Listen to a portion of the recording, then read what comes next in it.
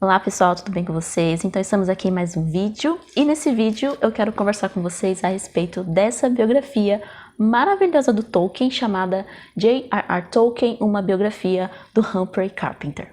Essa biografia do Humphrey Carpenter é uma biografia autorizada do Tolkien. Ela foi publicada em 1977, então pouco tempo depois da morte do Tolkien, que foi ocorrer então no ano de 1973.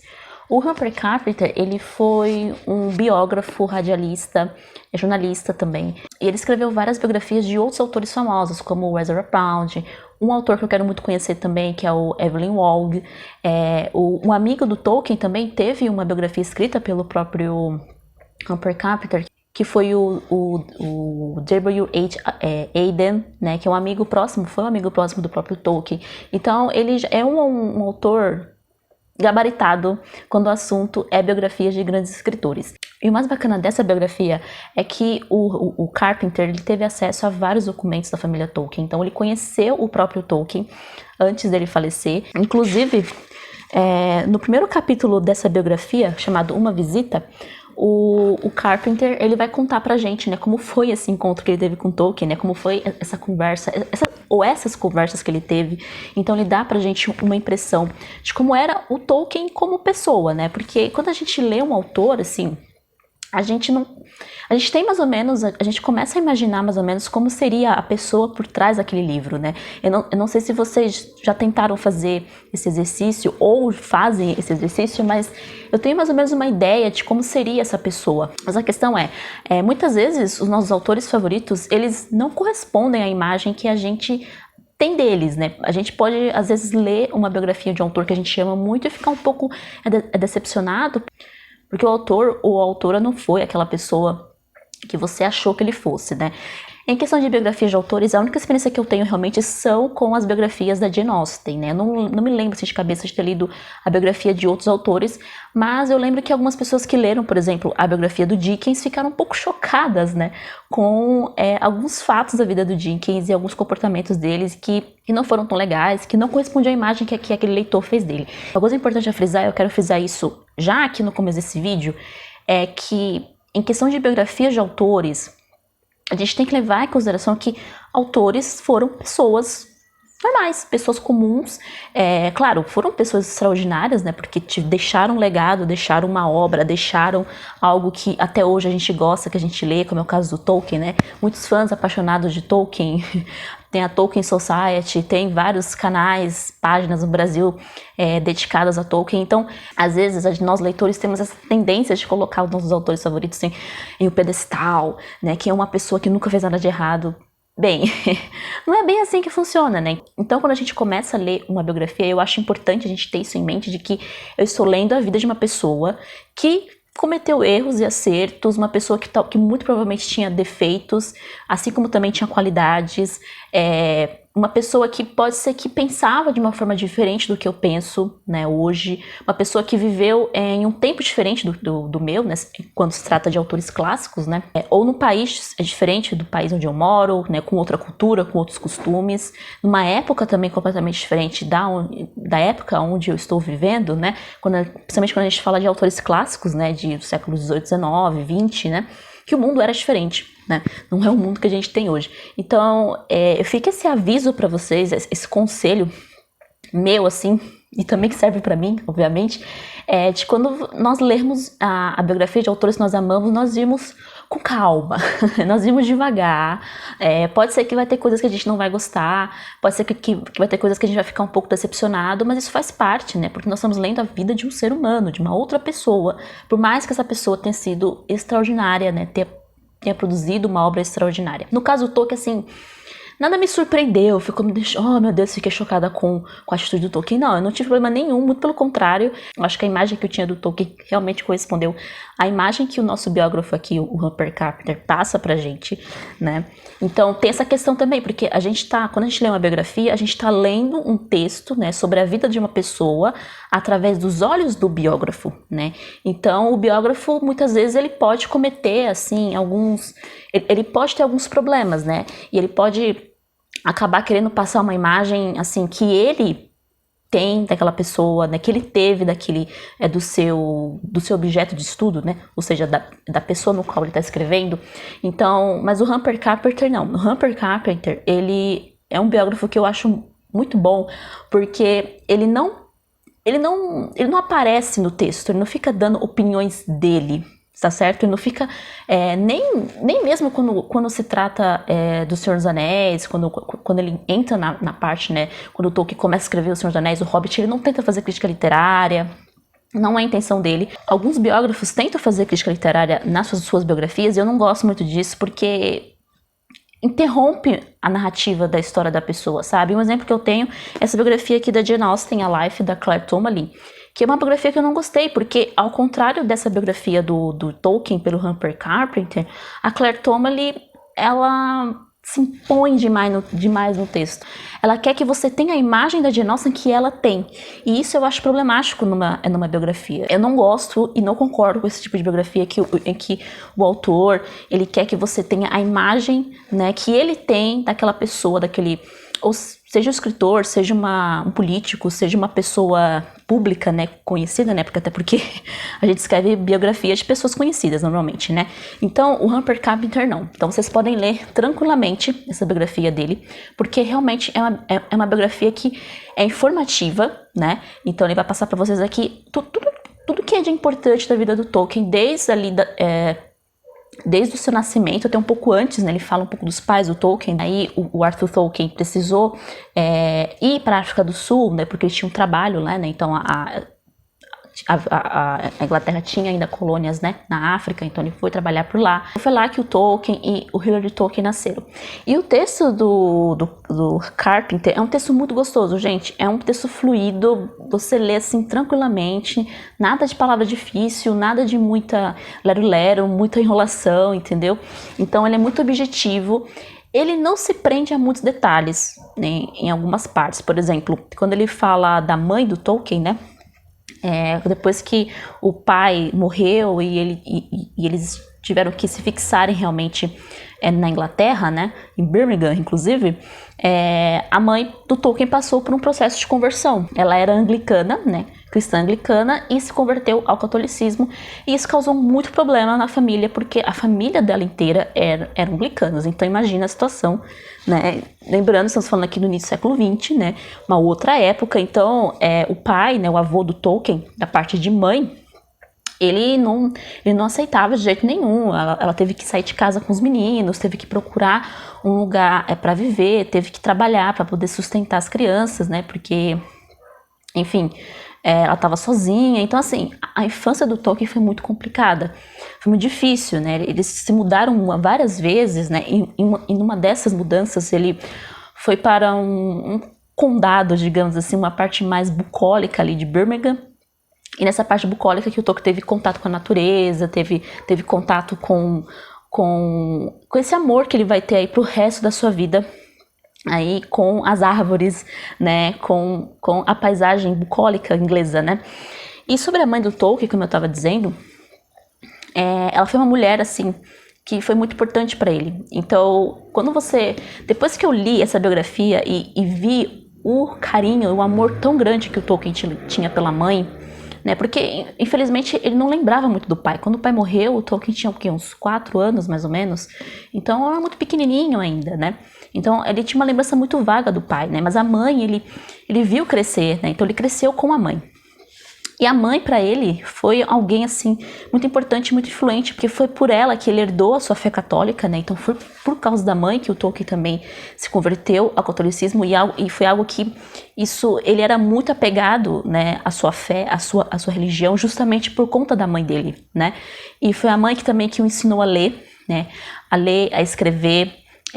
Dava um pouco de liberdade para ele também, criativa, então deixava que ele criasse as suas histórias, criasse os seus causos, né, deixava que ele brincasse quando eles estavam naquela parte mais, né, interiorana de Birmingham, né, então deixava que eles brincassem, ele e o irmão, eles colocavam apelido nos vizinhos, era muito engraçado essa parte. E, gente, se a gente tem o Senhor dos Anéis, se a gente tem o Hobbit, a gente deve a duas grandes pessoas, assim, que eu acho que foram importantíssimas para que o Senhor dos Anéis e o Hobbit existissem. Primeiro é a mãe do Tolkien, né, a Mabel Tolkien, porque foi ela que começou, foi ela que influenciou ele a gostar, né, de línguas também. Ela meio que deu esse empurrãozinho nele, né? Ela via que ele gostava de línguas, que ele se interessava pelo inglês, pelo saxão, desde pequeno.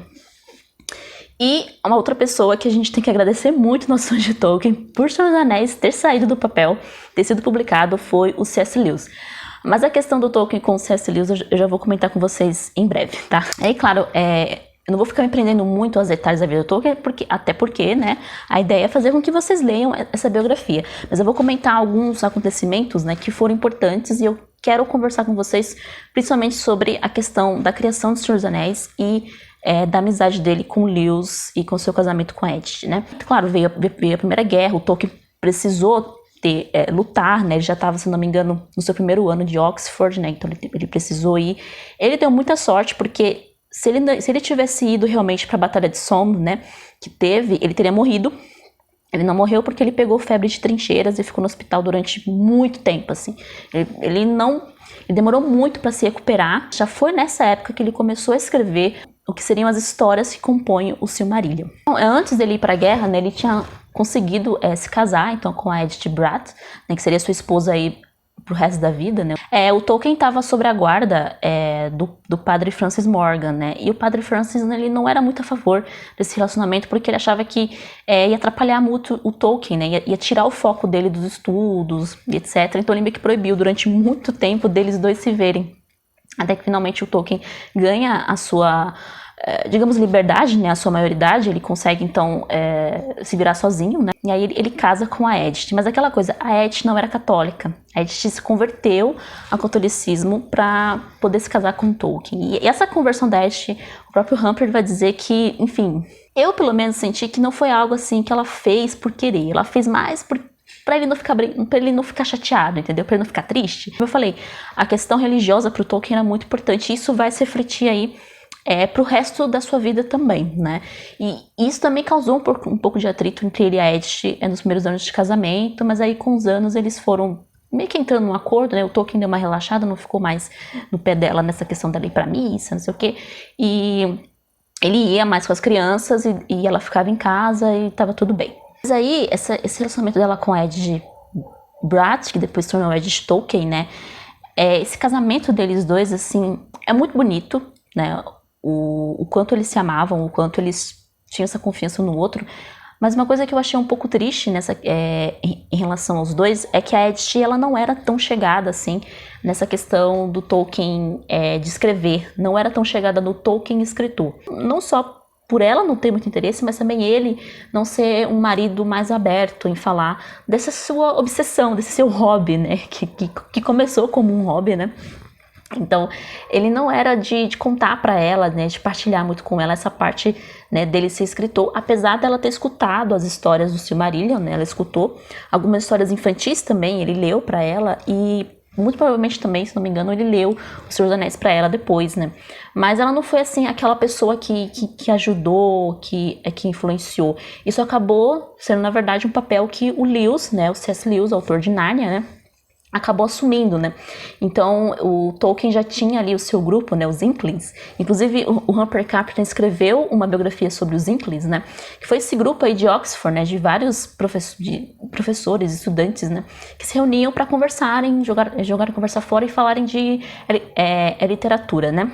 Então, nessa época que ele começou a escrever o Hobbit, depois do sucesso do Hobbit, né, pedindo para escrever mais histórias de hobbits, ele começou a escrever O Senhor dos Anéis, só que ele escreveu O Senhor dos Anéis meio que na marra, na verdade. Ele não queria escrever O Senhor dos Anéis, ele queria continuar escrevendo a história do Silmarillion, porque a obsessão dele era isso, né? Como ele era muito apaixonado por línguas, inclusive ele foi, então, professor de anglo-saxão em Oxford, né? Ele se formou como professor e dava aulas.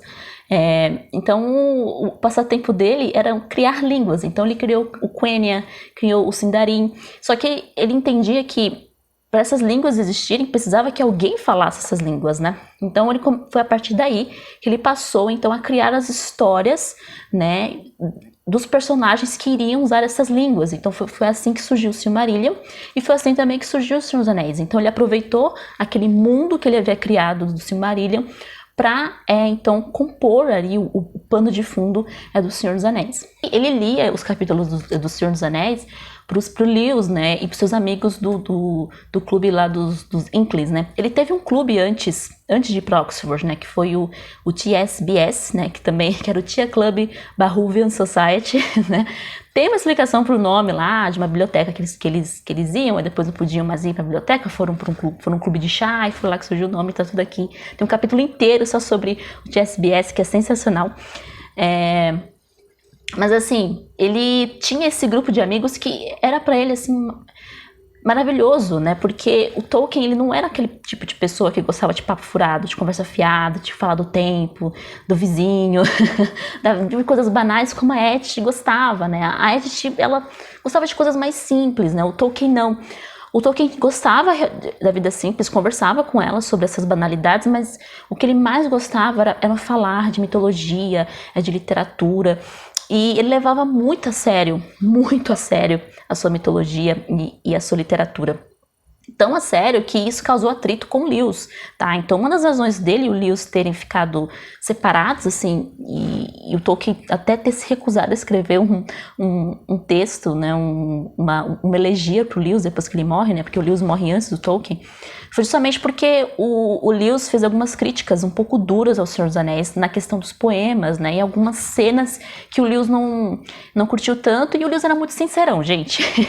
Então o Tolkien, ele era aquele tipo de pessoa que eu me identifico com o Tolkien, porque a gente tem um temperamento às vezes um pouco complicado. Nós somos pessoas que amamos muito nossos amigos, né, as pessoas próximas a nós, mas a gente tem dificuldade de tomar críticas, né?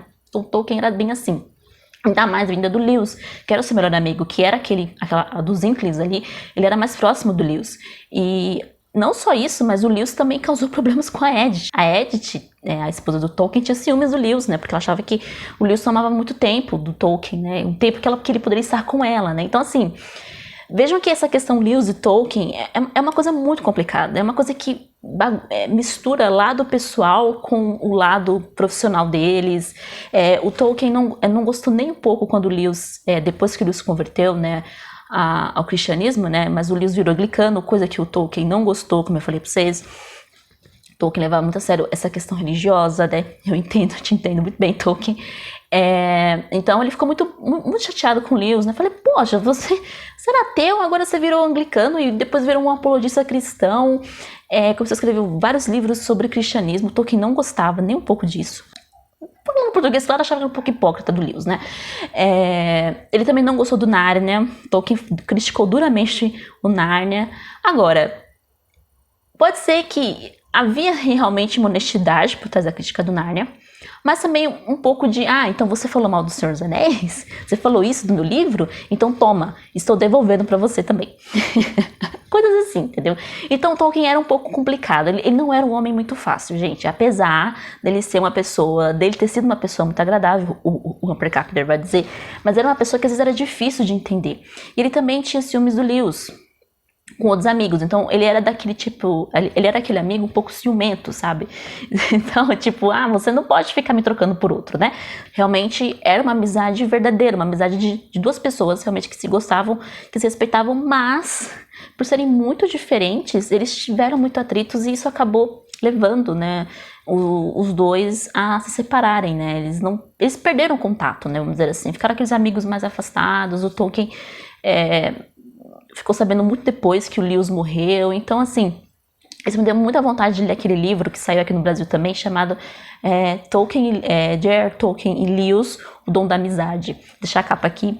Tenho muita vontade de ler esse livro depois que eu li, né, esse pequeno capítulo aí da vida do Tolkien a respeito da sua amizade com o Lewis.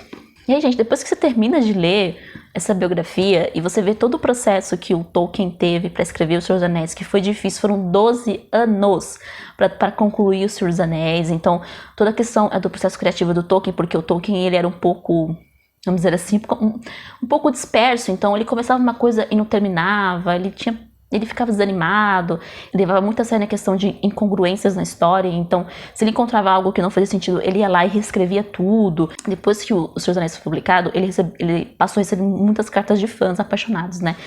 E os fãs às vezes mandavam, olha, tem um negócio aqui que eu achei que tá errado no Senhor dos Anéis, não faz sentido por conta disso. Ele ia lá, parava tudo que ele estava fazendo e encontrava o capítulo que estava com um problema, que estava com erro, seja um erro de continuidade, um erro de descrição, qualquer coisa que seja, e reescrevia o capítulo, gente. Então ele era muito metódico, muito meticuloso, sabe? Então ele era extremamente perfeccionista, mas isso infelizmente atrapalhou muito ele, porque ele não conseguia terminar as coisas, né? Ele começava as coisas e não conseguia finalizar. O melhor exemplo disso foi o Silmarillion. O Silmarillion é praticamente um romance inacabado, né? Pra sorte nossa, que ele deixou várias coisas escritas, muito materiais, que o Christopher Tolkien, né, que era um dos seus filhos, acabou organizando, né, colocando uma ordem lógica, e aí depois saiu o Silmarillion. Mas se não fosse pelo Christopher, eu acho que a editora ia ter muita dor de cabeça para conseguir editar esses monte de versões de história do Silmarillion, esses monte de incongruências na história do Silmarillion, porque o Tolkien nunca terminava. Outra coisa interessante a respeito do processo criativo do Tolkien é que quando ele, por exemplo, escreveu a primeira fase do Hobbit, né, aquela frase famosa, né, em uma toca do chão vivia um Hobbit, ele dizia, mas por quê? O que é um Hobbit, né? O que é isso? Eu preciso descobrir. Então, ele levava muito a sério essa questão criativa, né? Ele não ficava, como é que eu posso dizer? Ele não criava suas histórias no sentido de que, é só uma historinha ficcional para, sei lá, para os meus filhos, para criança. Não. Ele levava essa questão de criação de mundo muito a sério. Então, ele dizia, tem que ser o mais realista possível.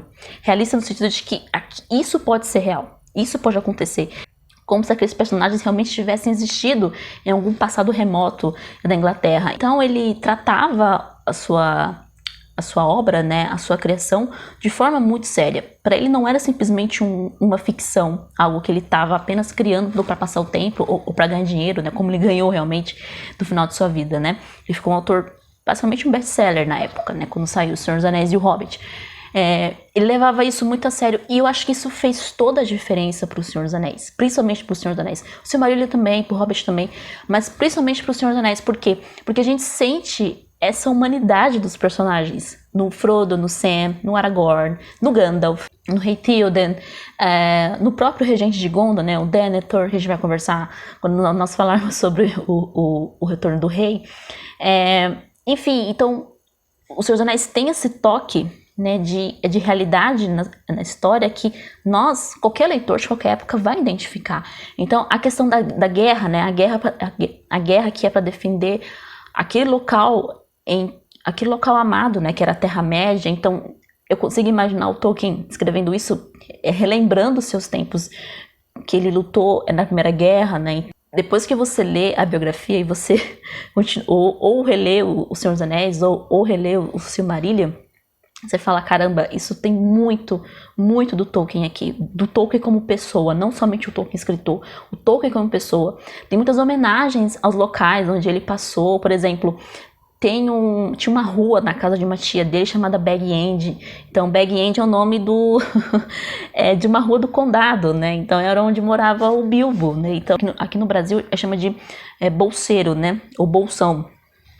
Mas em inglês ficou Bag End, né, que era a rua lá do Bilbo. Então, tem muitas homenagens. O nome Gandhi também foi uma homenagem a uma pessoa que ele conheceu na infância, né? Ele colocou Gandhi, né, Sangandhi, etc. Então, assim, o Senhor dos Anéis está cheio de referências à vida do próprio Tolkien. A Silmarillion também, mas principalmente o Senhor dos Anéis está cheio. E quando você lê o Senhor dos Anéis, depois que você lê a biografia, você fala, caramba, isso aqui é um Tolkien puro, isso aqui é maravilhoso, porque isso fez referência a tal pessoa, não sei o que, mas lá, lógico, não é o livro inteiro, são algumas coisas que o Tolkien pegou e de referência da própria vida dele, de pessoas que ele conheceu, lugares que ele visitou e inseriu no Senhor dos Anéis. Então, gente, sensacional. Eu acho que depois que você lê essa bio e lê o Senhor dos Anéis, cara, vai ser uma outra leitura, você vai ler com uma outra visão.